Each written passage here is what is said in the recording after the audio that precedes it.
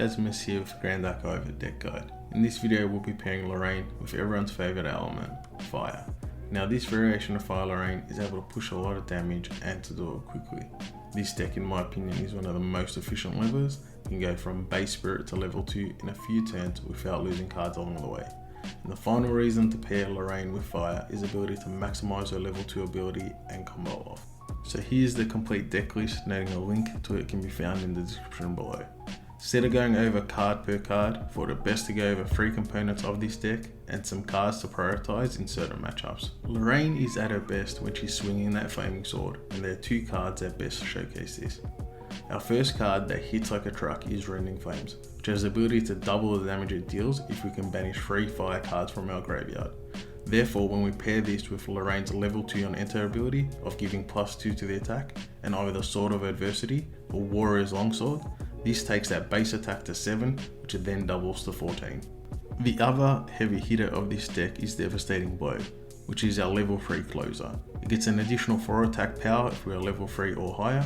Therefore, when we are level 3 and pair this with a sword that can swing for 2, now this card represents 9 damage. We also need to be aware that at level 3, Lorraine gets an additional +1 for every sword in banishment, so this usually attacks for 10 or more. So this deck can push damage, but as you've noticed, it needs to level up without losing cards while also having fire cards in the graveyard for Rending Flames. Well, luckily we have 2 engine pieces that keep this baby humming. The first is Creative Shock. This allows us to draw 2 cards, then discard 1. This is a filter first, and second fuels the graveyard with Floating Memory and a fire card being the Creative Shock.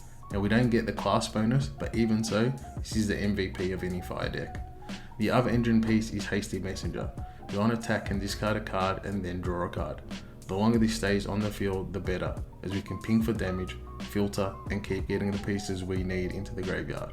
Also, if your opponent does clear it from the board, there's another fire card for Rending Flames.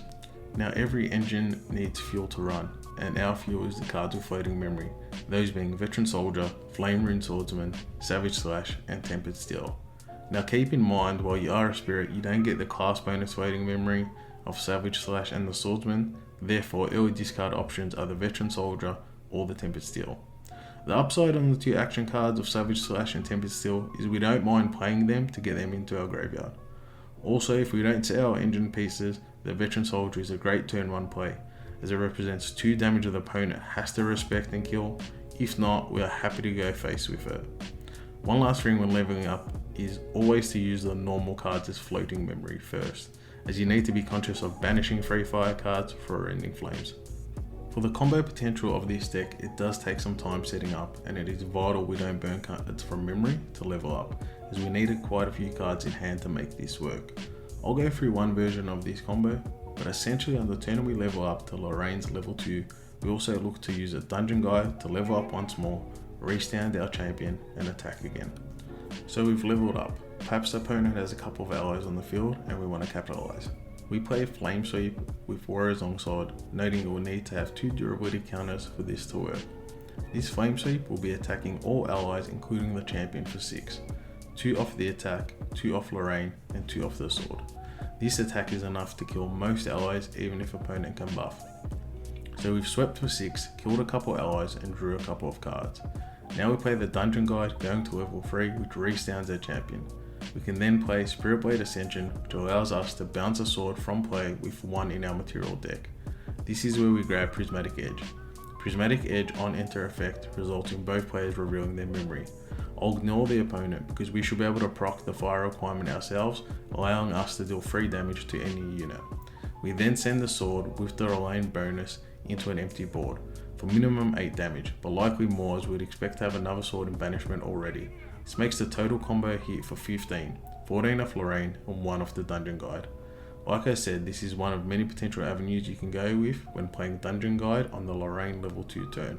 Now I'll quickly highlight some cards you should prioritise into some common matchups. When going against the Mirror or Aggro Fire Xanders, you really want to see Rending Flames and Creative Shocks to match the speed of these decks, while Blazing Throw is a great card to push lethal damage. Defensively, it's great to put out Library Witches, this can buy you turns. The MVP of these matchups I feel is the Deflecting Edge.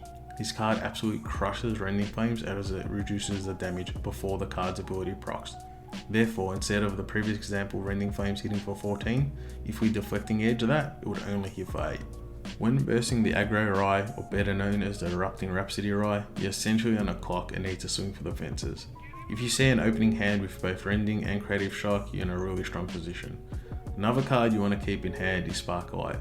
It's a great utility card as it can be used as a finisher, but where I like it to play is in removing their Library Witch, or killing it if they try to sacrifice it with Promotion Ritual and deny them the additional card draw. Now the hardest matchup is Fire Lorraine, as they are great at controlling the board and putting up interceptors, which make it nearly impossible to get in any big attacks. Therefore, the most important card is Flame Sweep, as it clears the board while pushing damage. If your most consistent path to victory is then to combo by using Dungeon Guide and attacking again at level 3. Ideally you would follow with another big attack, but on turns you have fewer resources, it's okay to use Spirit Blade Ghost Strike, as it's a 0 cost attack that allows you to put another sword in banishment, raising the attack to 5. Okay, I've covered some of the matchups, but better leave you with some of the mistakes you want to avoid when playing this deck. Try avoid wasting durability counters unless you have a valid reason for it. That one ping of damage might be fun, but a sword paired with Rending is 2 damage, while if you're blazing throw it, that's 4 damage. So be smart peeps and swing your swords accordingly. If you see Fire Lorraine, you need to understand that playing aggressive while still possible is going to be hard. The safer bet is trying to set up the combo and winning with a devastating blow at level 3 than trying to win with an early Rending Flames. Finally, and the most important thing, is not to level up without floating memory unless it's a win or lose scenario. Going down on cards or losing a key piece to banishment is usually going to cost you a game, as you tend to not hold cards in hand at the end of each turn. So taking a chance to level up from memory is always a risk. Oh, and before I wrap up, if you want to go balls to the wall and winning fast is not fast enough, then that's where the sideboard comes in. Throw away all the Crux cards and bring in the entire sideboard and play with absolute reckless abandonment. Alright, I hope you enjoyed the video. I look forward to bringing more of these out soon. If you want to discuss the deck or have any questions, you can usually find us in the Grand Archive Discord. Cheers.